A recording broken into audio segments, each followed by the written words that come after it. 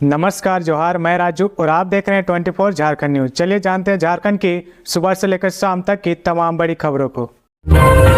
इस वर्ष 2 महीने तक चलेगा बाबा नगरी का श्रवणी मेला। झारखंड में स्थित बाबा नगरी देवघर में विश्व प्रसिद्ध राजकीय श्रवणी मेला इस बार 2 महीने तक चलेगा। ऐसा श्रवण के बीच में 1 महीने मलमास पुरुषोत्तम मास पड़ने के कारण होगा। मेले का उद्घाटन 3 जुलाई को झारखंड बिहार की सीमा पर दुम्मा में होगा। पहले चरण में श्रवण 4 जुलाई से शुरू होकर 17 जुलाई तक रहेगा। 18 जुलाई से 16 अगस्त तक मलमास रहेगा और फिर 17 अगस्त से 31 अगस्त तक श्रवण रहेगा। हालांकि श्रवणी मेला पूरे 2 महीने तक चलेगा। मेले की तैयारी तेज हो गई है। दूसरे जिलों से प्रतिनियुक्त किए गए सुरक्षा बल के जवान और अधिकारियों का देवघर पहुंचना शुरू हो गया है।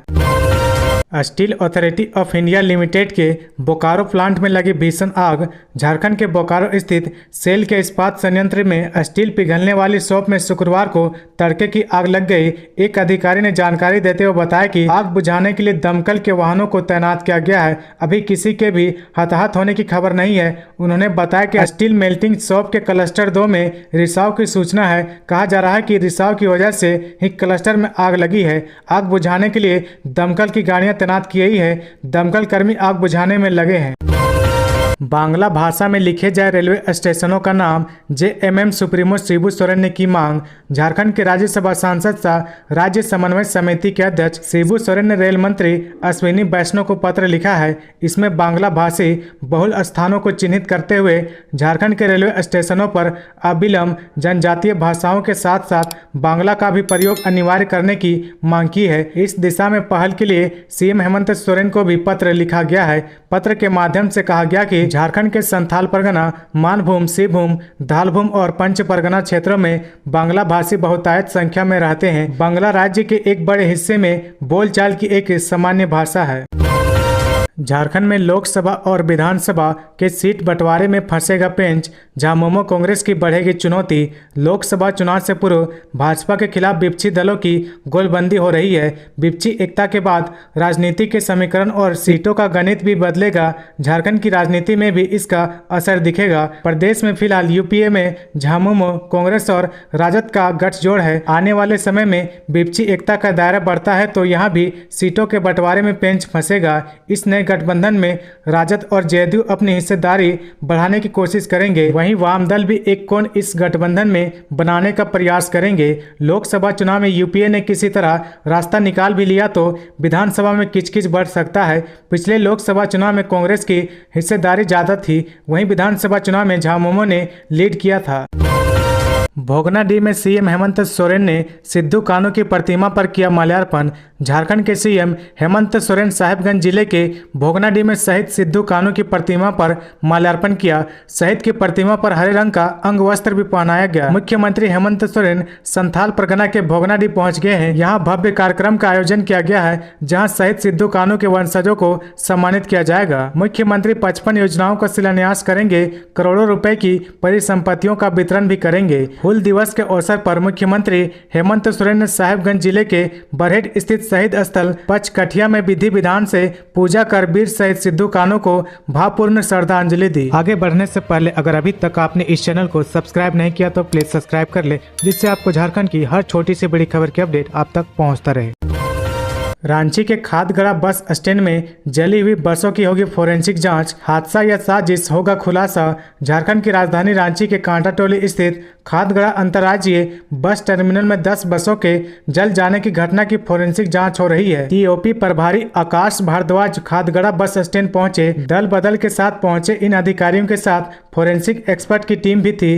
दरअसल गुरुवार को दोपहर 1 बजे खादगड़ा बस स्टैंड में खड़ी 2 बसों में आग लग गई थी और देखते ही देखते आग ने आसपास खड़ी अन्य बसों को भी अपनी चपेट में ले लिया।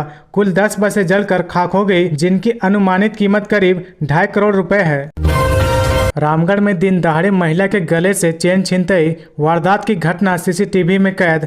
रामगढ़ में इन दिनों उचक्कों का मनोबल बढ़ गया है। शहरों में बाइक सवार उचक्कों ने हाल ही के दिनों में पूरे जिले में छिनतई की कई घटना को अंजाम दिया है। कुछ घटनाओं की शिकायत पुलिस में की गई तथा कई घटनाओं में परेशानी के डर से लोगों ने पुलिस में खबर ही नहीं की है। पिछले बुधवार को रांची रोड स्थित एक क्लिनिक समक्ष बुधवार की देर संध्या एक चिकित्सक के कार का शीशा तोड़कर उनका बैग ले भागा। सूचना मिलने पर रामगढ़ थाना पुलिस पहुंचकर जानकारी ली। वहीं रामगढ़ महाविद्यालय के निकट स्थित पंचवटी अपार्टमेंट के समक्ष टहल रही एक व्यक्ति से बाइक सवार उचक्के ने चेन छीन लिया।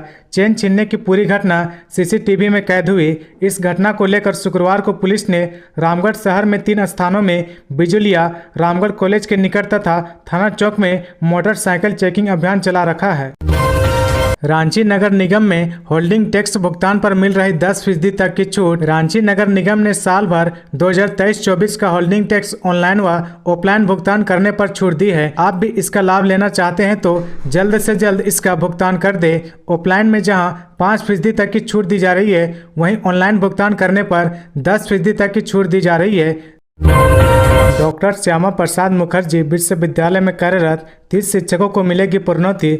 डॉक्टर श्यामा प्रसाद मुखर्जी में कार्यरत शिक्षकों के लिए बड़ी खुशखबरी आई है। दरअसल यूनिवर्सिटी के 30 शिक्षकों को जल्द ही प्रोन्नति मिलने वाला है। इसके लिए विश्वविद्यालय स्तर पर प्रक्रिया आरंभ कर दी गई है। 6 जुलाई को विश्वविद्यालय प्रोन्नति स्क्रीनिंग कमेटी की बैठक होगी। कमेटी में शामिल सदस्य 30-32 शिक्षकों की फाइनल लिस्ट तैयार कर जेपीएससी को भेजा जाएगा। उसे स्वीकृति मिलने के बाद इन शिक्षकों की प्रोन्नति का रास्ता साफ हो जाएगा। इधर विश्वविद्यालय प्रशासन ने सभी विभागों को बोर्ड ऑफ स्टडीज का गठन करते हुए नई शिक्षा नीति के तहत सिलेबस तैयार कर इसे अंतिम रूप देने का निर्देश दिया गया है। सभी प्रोन्नत शिक्षकों की नियुक्ति करियर एडवांसमेंट स्कीम के तहत ही होगा।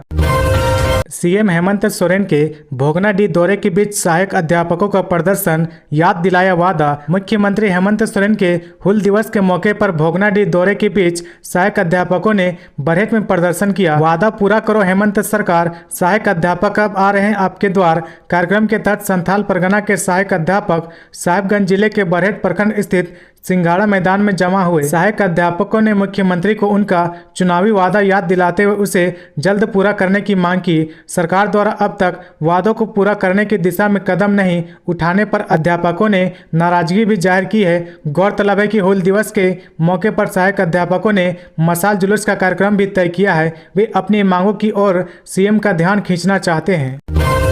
रालोसपा की बैठक में शामिल होने गिरिडीह पहुंचे केंद्रीय मंत्री पशुपति कुमार पारस। राष्ट्रीय लोक जनशक्ति पार्टी के प्रदेश कार्य समिति की बैठक में शामिल होने के लिए केंद्रीय मंत्री पशुपति कुमार पारस गिरिडीह पहुंचे। इस दौरान गिरिडीह पहुंचने के बाद मंत्री पशुपति कुमार पारस का रालोसपा कार्यकर्ताओं ने गर्मजोशी के साथ स्वागत किया। इसके बाद उन्होंने भगवान बिरसा मुंडा व डॉक्टर भीमराव अंबेडकर समेत अन्य के चित्र पर माल्यार्पण कर श्रद्धांजलि अर्पित की।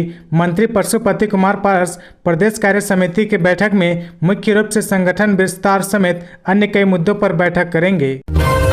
झारखंड सरकार का बड़ा फैसला, डिग्री कॉलेजों में जारी रहेगी इंटरमीडिएट की पढ़ाई। राज्य के 1,20,000 छात्रों को मिलेगा सीधा लाभ। मुख्यमंत्री हेमंत सोरेन के निर्देश के बाद तय हुआ कि राज्य के 62 अंगीभूत और डिग्री संबद्ध महाविद्यालयों में इंटरमीडिएट की पढ़ाई जारी रहेगी। शैक्षणिक सत्र 2023-25 में इन कॉलेजों में 1,20,000 इंटरमीडिएट के छात्रों का एडमिशन होगा। शिक्षा सचिव के रवि कुमार ने कहा कि विभाग ने निर्णय लिया है कि वह अपनी ओर से बच्चों के एडमिशन में बाधा उत्पन्न नहीं करेगा। जेक ने भी सहमति व्यक्त की है। शिक्षा सचिव और झारखंड अधिविद्य परिषद जेक के अध्यक्ष की बुधवार को हुई बैठक में यह फैसला लिया गया है। बैठक के बाद कहा गया कि यदि किसी जिले में माध्यमिक परीक्षा में पास छात्र छात्राओं को इंटर में नामांकन लेने में कठिनाई हो तो वे अंगीभूत व डिग्री संबद्ध महाविद्यालय में इंटर की कक्षा में नामांकन ले सकते हैं। इस वर्ष जेक की मैट्रिक परीक्षा में 4 लाख से ज्यादा परीक्षार्थी सफल रहे हैं। इन विद्यार्थियों को इंटर में नामांकन लेने में समस्या आ रही है। झारखंड सरकार के आग्रह पर हाईकोर्ट ने हटाई रोक, फिर भी पास नहीं हो रहा भवनों का नक्शा। 7 माह से लोग परेशान। रांची नगर निगम व रांची क्षेत्रीय विकास प्राधिकार की ओर से भवनों का नक्शा स्वीकृत नहीं किया जा रहा है। इस कारण 7 महीनों से लोग परेशान हैं। यह स्थिति तब से है जब नक्शा पास करने पर लगाई गई रोक हटा दी गई है। राज्य सरकार के आग्रह पर 28 मई 2023 को सुनवाई करते हुए हाईकोर्ट ने नक्शा पास करने पर लगी रोक हटा ली थी। जस्टिस एस चंद्रशेखर व जस्टिस रत्नाकर भेंगरा की खंडपीठ ने कहा था कि भवनों का नक्शा पास करने में विलंब नहीं हो। भवनों का लंबित नक्शा भी नई ऑटो DCR सॉफ्टवेयर में निर्धारित समय सीमा के अंदर निष्पादित किया जाए तथा अगली सुनवाई के दौरान स्टेटस रिपोर्ट दायर की जाए। अगली सुनवाई के लिए 30 जून की तिथि निर्धारित की गई है। पीएम नरेंद्र मोदी ने हूल दिवस पर क्रांतिकारियों को किया नमन, बोले पराक्रमियों के शौर्य की दिलाता है याद। पीएम नरेंद्र मोदी ने हूल दिवस पर ट्वीट किया और कहा कि हमारे आदिवासी समाज के वीरों को सत सत नमन। यह विशेष अवसर हमें अन्याय के खिलाफ सिद्धू कान्हू, चंद भैरव और फूलो झानो समेत कई अन्य पराक्रमियों के शौर्य और साहस का स्मरण कराता है। उनके संघर्ष की गाथा देशवासियों को सदैव प्रेरित करती रहेगी। तो ये थी आज की झारखंड की टॉप बड़ी खबरें। इसी तरह झारखंड की हर छोटी सी बड़ी खबर देखने के लिए आप हमारे चैनल 24 झारखंड न्यूज को सब्सक्राइब करके बेल आइकन प्रेस कर ले, जिससे आपको झारखंड की हर छोटी सी बड़ी खबर की अपडेट आप तक पहुंचता रहे। तो आज के लिए बस इतना ही, हमें दीजिए इजाजत, फिर मिलते हैं नेक्स्ट न्यूज में।